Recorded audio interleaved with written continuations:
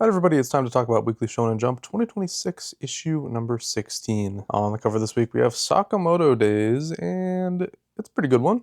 It's actually Skinny Sakamoto, which is a minor disappointment. Nagumo being there is cool though, obviously, big Nagumo fan, I'll take it. Guess it's kind of centered on the past version of Sakamoto and Nagumo for some reason, even though that's not the focus at all right now. A little lame, but hey, whatever. He's a main character that has two designs, so I guess it makes sense to utilize both. Beyond that, not much to talk about this issue. Nothing is ending. Gonron Egg persists. It's somehow making it out of the U19 club, which is actually mind-blowing. I don't even understand how that's possible, but it's happening. Another week of Gonron Egg. Aren't we so lucky? All right, with that out of the way, let's go ahead and get into this issue. Get this man a gun. Sakamoto Days, chapter 251, Freedom. This was an awesome chapter. I'm a big Osuragi fan, so having a chapter completely focused in on her is really cool. And it's not just action, because usually her chapters are kind of just action. But this is her actually thinking, being thoughtful. She's thinking about Shishiba and realizing, like, he's a lonely guy. I can't leave him. I gotta get out of this somehow. And she does by drinking poison water to the point where it's below her mouth so she can breathe again. Classic Sakamoto Days stuff, I love it. And a really cool finale where I believe it looks like she just rips out her throat straight up, which is crazy. Gotta respect it. Definitely different from anything we've seen her do before, but I dig it. This was a surprisingly good chapter because lately it's kind of just been fighting and very little substance. So this was a very welcome chapter, and I thought it was great. Love exploring the relationship between Osuragi and Shishiba. It's one of the most interesting dynamics in the series, and also entertaining whenever it's presented more comedically. Great stuff, very sincere, and I felt for both characters, it did its job then. Someone Hertz chapter 25, what do you think? What do I think? Not much to say about this chapter, honestly. It's cute. This certainly isn't the first time we've had like a multi-part chapter, but the series does often do like self-contained, like one-off, chapter. The term I want to use is monster of the week, but that's not what this is. Just like, single story chapters. Each chapter tells an isolated story. But here we have like a two-parter at least. We're going to be continuing right where we left off last time, and we were just kind of in the middle of a thing happening. So I don't really have much to say about this one in particular. It was cute. There's some cute moments. The Yukata stuff, very cute. But yeah, I don't know. Not a whole lot to say because I don't really know the full picture of what we're doing here. But for what it's worth, I liked it. Just didn't really leave me with much to say, unfortunately. Ichi the Witch, chapter 74, Let's Go Home. We did it. It's the end of the arc. Discaris acquired Kizashi, which is something I predicted would happen. Makes perfect sense. Or Octobomb. I don't know what to call him. Why do they have two names? I really don't like that, to be honest. It just makes it needlessly confusing. But Kizashi, I don't know. I called him Octobomb for the last few weeks. What do? I don't know. One of the two. I'll use them interchangeably, I suppose. But I really like how he got acquired. He it was like a self-sacrifice type deal. Like he wanted this. I guess kind of suicide in a way. Not really though. I mean, he's still alive. Just doesn't have free will anymore, which is potentially worse, but I think it's what he wants. It's the fate that he resigns to himself. He's a guy who clearly is not capable of making his own decisions. He literally says himself, like, every time I make a decision, I end up regretting it, which is a very real thing. That's something that all of us can relate to in certain times of our lives, I'm sure. But regardless, really awesome scene. I love how at the end of all this, she also is like, okay, that was a lot even for me. And she starts collapsing, falls, but Ichi gets her. Gotta love it. We end off this arc. Presumably, I'm sure we're gonna have like a little bit of wrap up, like post-arc stuff happening before we're totally done. As for the conflict on this ghost ship, it's over. All the problems have been dealt with. Really good chapter. I'm gonna wait to talk about this arc as a whole until I see the little wrap-up chapters. I want to see what comes of Minnie and the baby and all that. But as it stands right now, obviously this arc is absolutely incredible. I've loved this so much. Probably my favorite in the series so far. The Bakugami arc was also incredible, don't get me wrong. I'd have to revisit Bakugami to really compare the two, but this was a phenomenal story arc on such a small setting too. We're just on this boat, really just the deck of the boat and like one room inside of it for the entire arc, but it worked really well. Fantastic stuff. I cannot wait to see what's next. Shinobi Undercover Chapter 73, Child of the Netherhold. A pretty cool chapter. I don't have like a whole lot to say, but I do at least want to talk about the fact that Yoichi is actually a really cool character. If you remember, I mean, it wasn't that long ago, but whenever this character was first introduced, I kind of just had like nothing significant to say. It was just like, okay, here's this dude who's just gonna be this one-off thing, and I'll never think about him again. But I'm actually starting to think we might be doing something with him. I can't really put my finger on what, but I see a future with this character that I wasn't seeing before. And I'm kind of excited at the prospect of that because, I actually think this is a really cool character. Surprisingly so. Not something I expected to encounter in this arc that's primarily a rescue arc. So I'm very much down for that. Other than that, we picked up this girl. I forget who she is even really, to be honest. I know she was around before. I guess it's the one that was trailing Gakuro. Or, oh, not Gakuro. That's insulting. I'm very sorry, Yotaka. Damn. But yeah, this was a good chapter. I liked it a lot, actually. Blue Box Chapter 234, you're in the thick of it. All my Hina concerns are squashed. So, okay, we get her and Haruto alone together. So immediately I'm thinking like, oh boy, here we go. Here's this nonsense that I don't really care about. They're gonna like, somebody's gonna confess or whatever. Something's happening here. But no. So instead, she just gives him advice.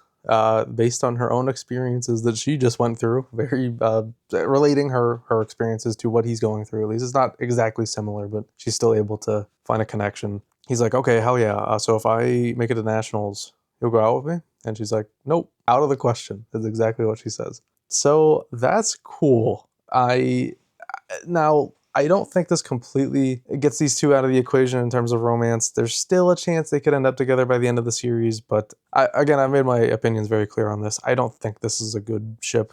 I don't care about it. Like, if it happens, I guess, but I don't think it's right. It doesn't feel right. Hina's got her own thing. She's trying to find her own happiness, and I don't think that involves a dude right now at this point in her life. Who knows, I guess. I don't know. We'll see. Things could change. Regardless, I'm really happy with how this scene in particular went. It was perfect. This was a Hina stepping up moment and being like a supportive, older figure in his life.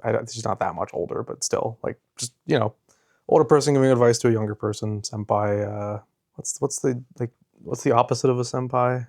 Kohai? Is it something like that? I don't know. I'm probably making a fool of myself, but that dynamic, that relationship works. So yeah, I thought this was a really good chapter. As a Hina fan, I'm very pleased with how this went, and I'm kind of impressed that it was this smooth. I don't know why I'm impressed, because Miura has proven herself time and time again of being capable of writing these characters well. But yeah, this was great. What are you doing, step bro? New Ways Exorcist Chapter 137, an opening. Yeah, I don't care. Nothing in this chapter landed for me. I don't even really have anything to say, to be honest. It was action and some more Gekka content, which she is likable, like she's a fun character, but we all know what's going to become of this character. So like, I don't know. I guess this is just the point of endearing her to us, so that way when she becomes part of the dumbass harem, we care. But it's not working for me. Also, this whole part of the story is just really strange to me because of how detached we are from everything else. Like, none of the side characters have been around in what feels like months. I don't know. Gakuro alone with Geika, I suppose, isn't enough to carry this series. I think we need the supporting cast to make it interesting, because Gakuro is probably the worst protagonist I've ever read, to be honest. He's just pathetic on all fronts. So yeah, I'm not into this arc. I'm never really into Nue, but this arc in particular is just like, when are we moving on? Can we get on with this? I'm really tired of this one. Like, it feels like it's going on forever and for no reason. Whatever. We gotta be getting close, and who knows what comes next. I shudder at the thought. Doctor, give me the news. I got a bad case of... Doctor Chapter 8, PAIS. Alright, now we're back on track. I loved this chapter. We did it. We're back in Doctor land. We're doing doctor things. And in my opinion, at least, very engaging doctor things. I think this is a really cool story. It's about Ichi performing a surgery that he previously had failed. They don't consider it a failure, but he probably does. It was a life he just couldn't possibly save. It wasn't gonna happen. So he's doing the same surgery, again, with a kid. And it's like eerily similar. Like, the kid's even saying the same thing that the other kid said, like, I'll pay you back when I'm older, that kind of stuff. And it's getting to him. He's in his own head about it, but it still, makes an effort to do some tension breaking, which I thought was fun. The crab on the shoulder moment I really liked, actually. I thought that was a nice little quirky moment that highlights, the kind of guy that Heiji is. Doesn't outwardly show his worry, or tries not to at least. Because he's selfless. He doesn't want other people to worry about him, which, it's a pretty common character trait, all things considered, for main characters. But I don't know, it feels different with him somehow, in some weird way. I guess it's just because he's a doctor. I don't know. Yeah, everything across the board this chapter just felt better. I think the mangaka's already starting to get into a groove, starting to feel more natural. The character writing is a lot better. Shuli is really, really cool. I like this dynamic. Like, it's gonna take him forever to become a doctor, if he ever even does in the series itself. But I like the slow progress. Like, oh wow, he knows division now. It'll be fun to just like go through this series and have him pick up like basic skills along the way, and maybe eventually become something special. I don't know. It's cool. I really like this, having a character to learn from Heiji. It makes it more easy to swallow, and that's probably why this character was introduced in the first place, just to have an avenue for people to explain things, about what Heiji's doing at any given moment. But it was done in a really natural way, which I really commend. Yeah, just a really solid chapter this week. I'm very pleasantly surprised. I'm back on board. I'm fully locked in. I'm really engaged with the story happening right now, so very, very pleased and relieved that we are getting normal Doctor stuff. No action in sight. There better not be any action in this arc, or whatever this is. There's almost no way. I don't see how there could be a fight here. Unless the island just gets attacked by assassins soon. Please don't let that happen. Just let this be what it is. Come on. Kagurabachi Chapter 115, Swordsmith. Alright, I will say, I'm not going to repeat myself every week.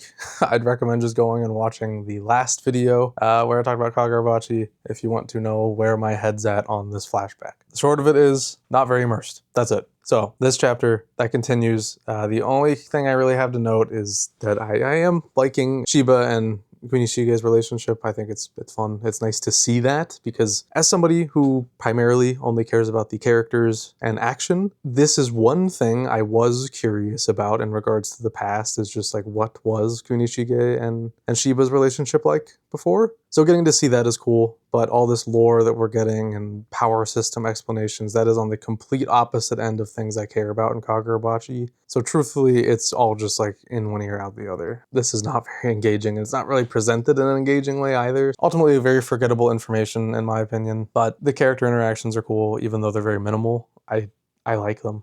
They're fun. I assume we'll get more of them as we continue here, but just continuing to be a pretty slow moving arc. I don't know how long this is gonna be, but I hope it's not super long. Again, I do want to make this more clear. This could win me over, all right? We could reach a point in this flashback where I'm fully on board and like, hell yeah, let's go. I love these guys, love this story. But it's gonna take some work to get me there, because I'm the total opposite end of that spectrum right now. But hey, this is a fine chapter, just not for me.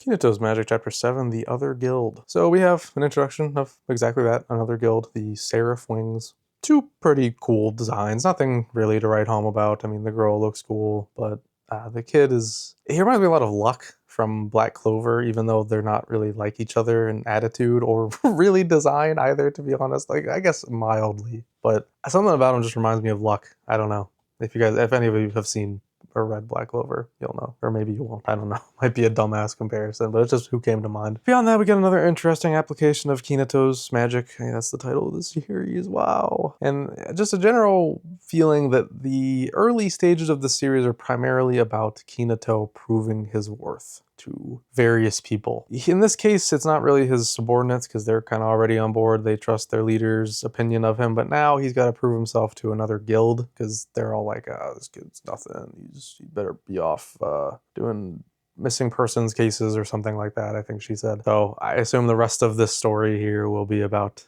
proving himself to them and getting him on their radar. Probably, I bet the gold rank kid is probably gonna end up being like a rival. I actually guarantee it. That's my prediction. Gold Kid is going to be like the series rival. They're going to be in constant competition with each other. Watch.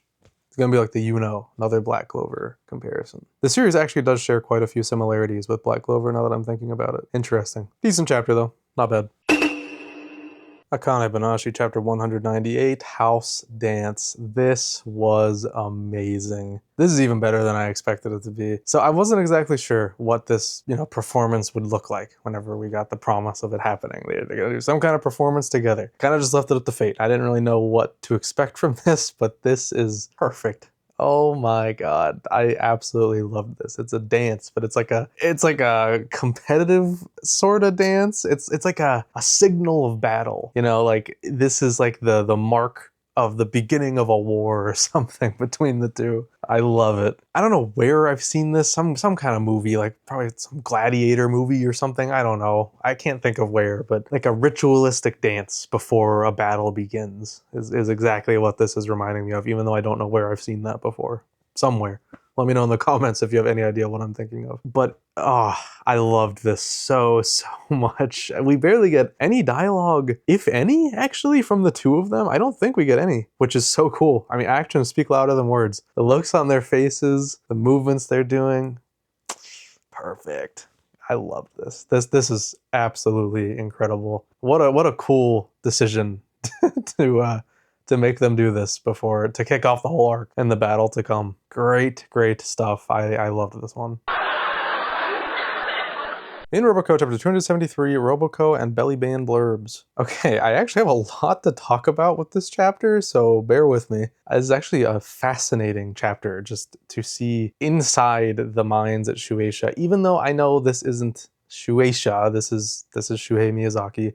This is the only mangaka, by the way. I will not just say their last name, Miyazaki, because that can mean a lot of people who are not as renowned as this Miyazaki. Sorry, no offense to them, but I gotta say the whole name. Shuhei Miyazaki, obviously, this is from their mind, but still, I think they know what's going on. But I'll get there. Hold on. First, let me talk about this color page at the beginning, because something I thought was really fascinating about this is it's a sticker sheet, right? Like a fake sticker sheet, which features 3 little things with the ships. Like these are the couples, even though only one of them is official.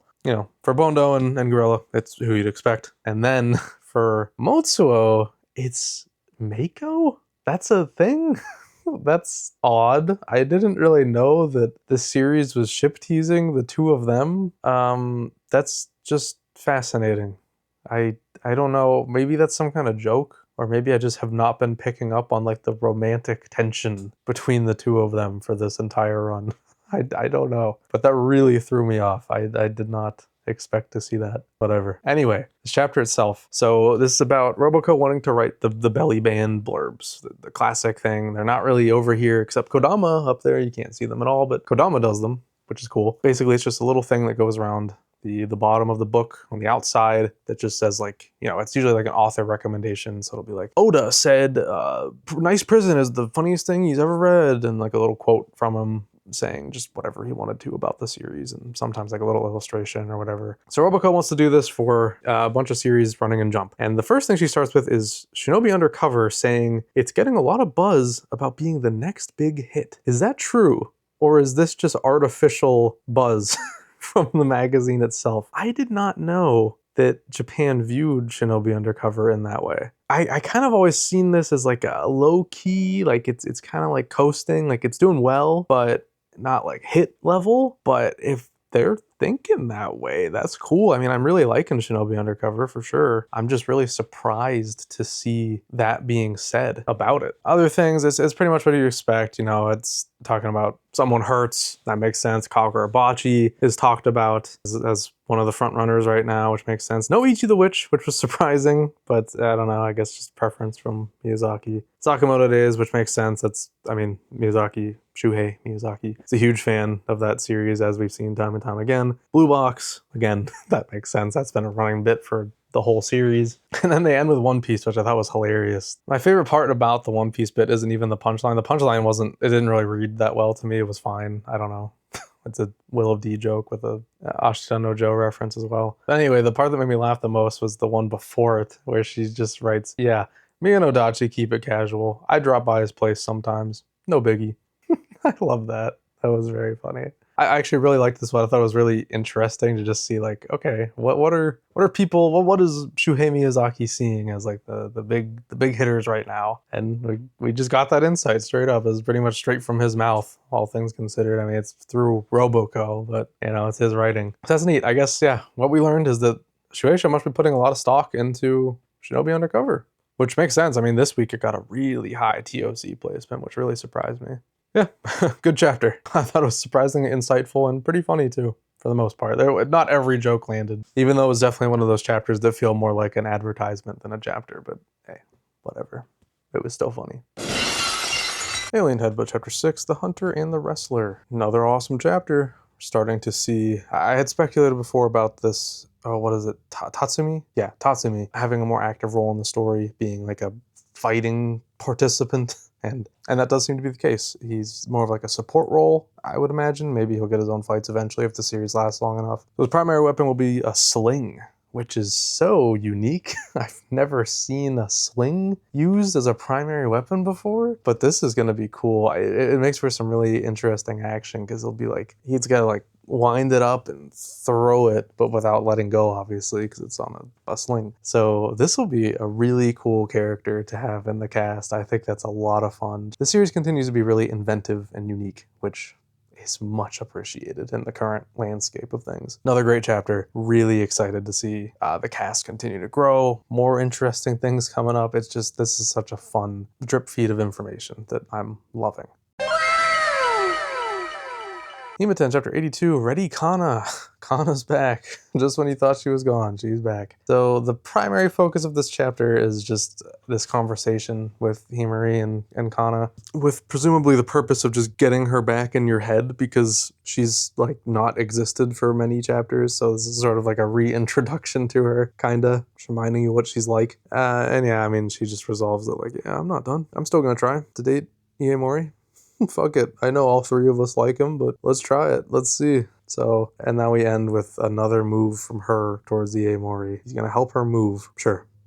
I don't know. I like Kana, so I can't say I'm disappointed, but like, do we need more? Because it's just kind of gonna elongate the series for no reason. We know Kana doesn't stand a chance anymore. I thought we just narrowed it down. Like, yep, it's Honoka and Himari, and that's it. No, she's still here. And again, that's fine. I do like Kana, but does she still have to try? I guess that's just because she hasn't gotten a real answer. Maybe that's what we're leading to. We're gonna lead towards Iemori actually giving her an answer, and that'll get her out of the story. Which is something I don't want, by the way, but I find it necessary to continue the narrative because we can't keep wasting time with a character who's not gonna go anywhere. Whatever, we'll see how this goes. Why not? Witch Watch Chapter 240, Bone Crisis Part 9. So this is interesting. It's completely action-focused chapter, which I'm never a fan of, to be honest. I do like Morihito's fighting style, and especially here, we have a character who can regenerate. So we're able to see like the true terrifying strength that Morihito has. Like he could just like blow off your arm and blow a hole through your chest with relative ease. So it is cool to be able to just see that actually happen without any constraints because I mean he can regenerate, so we can keep the fight going. This is a neat fight for him, actually. I am kind of interested in seeing how this plays out, especially now that we have Nico coming in at the end, so making this kind of a team fight with the two of them is a fun idea. Not something I think we have seen something like that, but it's been a while. Not bad. Not as good as the last chapter by any means, but I thought it was still pretty good. Ultimate Exorcist Kiyoshi Chapter 84, Goro Shishido versus Halze Bobo. More of Goro just being cool. I mean, I really come to like Goro over the course of this arc, and this is just more from him. Not a whole lot, just more of a smaller fight compared to what he had before, but I'll take any moment we can get. The greater focus, I think, was on, setting up what is likely to be our final antagonist of this arc. The goalpost has been shifting around a lot with this arc, but I think we got our guy now. This is probably who Kiyoshi's going to end up fighting, but we might get Goro trying out a fight first, which I could see him losing, and then Kiyoshi steps in, classic stuff. Pretty typical structure for this series, but I am down for it. I think it'll be cool. It's another great demon lord, so I guess, presumably on the same level as Astaroth from the prior arc. Maybe. I don't know. Yeah, not a bad chapter at all. I'm excited to see more of Goro's reaction because, man, he looks messed up about what he just witnessed. Like, damn, I've never seen him look like that before in the short time we've known him. But even still, it's shocking to see that look on his face. Hero Girl and Demon Lord Call It Quits, Chapter 17, The Hero and the Demon Lord Begin. This is gonna sound shocking, but I actually liked this chapter. I don't often have much to say about this series, and I still don't really, but I actually did like this chapter. I thought it was kind of interesting how, as far back as the first hero, the Demon Lord was kind of just a chill guy. He's just confused. His whole image was messed up. So this was like an artificial conflict from the beginning that was just misinterpreted for generations. That's a pretty neat concept, I gotta say. I haven't seen something like that before. It's a generational conflict started because of a misread, essentially. So with that in mind, with this new added context, I am kind of curious to see how we wrap up. Like, it'll be satisfying to cure or whatever, to save the Demon Lord. Gives the series a larger purpose, which I'm sure is only being introduced because it's ending, but honestly, I wish this had been introduced sooner, because it's giving the series intrigue, which is not something it had before. Too little, too late, I suppose, but for what it's worth, I did actually like this chapter. Mage Next Door, Chapter 18, versus Doroi. So the one good thing about Gonron Egg getting another chapter is that means this will too. Maybe multiple. We don't know if Gonron Egg is ending next week. I guess I'll probably about to find out. It'll probably be pretty easy to tell if it's going to end next week based on this next chapter, but maybe not. This will make it past the U19 Club too, I would assume, unless this ends before Gonron Egg for some reason, which would be ridiculous. But yeah, I actually like this chapter quite a bit. Doroi is surprisingly fun as an antagonist, even though he's one that was introduced very late into the series. I like him. I like the "what's your favorite stuffing and rice balls" question. It's just, I don't know, quirky and fun. Why not? Gotta give him something to make him memorable when he's introduced this late. And beyond that, I think it's cool to give a fight to the, what are they called? The human people, the Magic Investigation Bureau or something, right? It's fun to work them into it as well. And then Ahsoka coming in at the end, probably signaling the actual final battle beginning. Good stuff so far. I'm enjoying this. The enhanced water gun at the end was pretty shocking, but in a good way, obviously. This will be fun. A buffed up Osoegawa with his very particular skill set is going to make for a really enjoyable final fight at the very least, even though it's going to get axed, I know, but at least we can go out on a good note and have some fun. Oh well, at least we're getting more than 19 chapters, hopefully. If I'm wrong about that, I'll be pissed off, but I think that's going to be the case. It seems likely. Can I offer you a nice egg in this trying time? Gonron Egg Chapter 19, Visitor from Hell. I don't even know what to say about this chapter, man. Is this ending next week? I don't even know. It doesn't feel like it, but it better. Why would they let this keep going so long? They must have nothing in the pipeline. I think they really expected like at least one thing from this batch to take off, but because nothing did, they're just like stuck. They're like, okay, we just gotta like wait it out until we have things in the lineup, like in the pipeline, that we can actually bring in to replace these things. They're just kind of coasting. We'll see. I hope this is over next week. I hate that it even got past U19 Club. That is insane that Shueisha let that happen. I really have nothing to say about this chapter. We're going to Oma's past.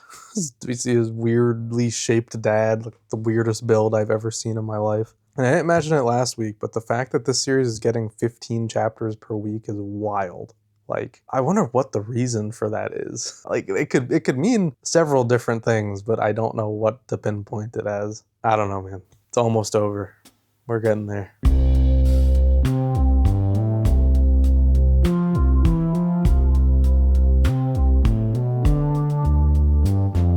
Alright everybody, that's going to do it for our weekly Shonen Jump 2026 issue number 16. This was actually a very solid issue all across the board. I think pretty much every chapter was of similar quality, which is nice. Not a whole lot of like heavy hitters, but everything was just a good read. To me, that's a good issue. I had a lot of fun with this one. But of course, as always, one chapter did stand out amongst the rest, and this week, my chapter of the week goes to Akane-banashi Chapter 198, House Dance. Awesome chapter. I just love this like signaling of a coming battle. a Rakugo battle, but a battle nonetheless. And having like a ritualistic dance, as I described it as, kicking it all off, is just so cool. Amazing, amazing chapter. I loved it a lot. All right, next week, Blue Box takes the cover, which is very exciting. It's been so long. I'm so ready for Blue Box to have a cover again. Can't wait to see that. So excited about that. For like very little reason. I don't know. I love Blue Box. Excited to see it on the cover.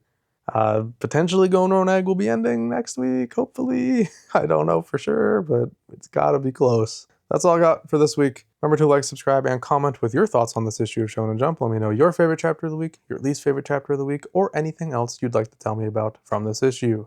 Also, become a channel member at 3 tiers. You can click the join button to see which tier works best for you. You can get things like early access to new videos, name in the credits, and access to a monthly exclusive series. But if you join at the highest tier, being the Super Nice Prisoner tier, you will get your name read out loud right now. So thank you to DJ Tengen, Milu Kitty, Braden Farrell, Halfpipe, Rafker, The Cosmer 64, Cosmic, Key to the Skies, Iliadis, Noobs Rock, and Dan. My oldest members have just hit their 6-month milestone, so it's the first time I'm seeing the green outline on the little cat icon. That's new. That's a new sight for me. Exciting. Thank you all so much for your support, and thank you all for watching, and I will see you guys in whatever you decide to watch next. Take it easy, guys.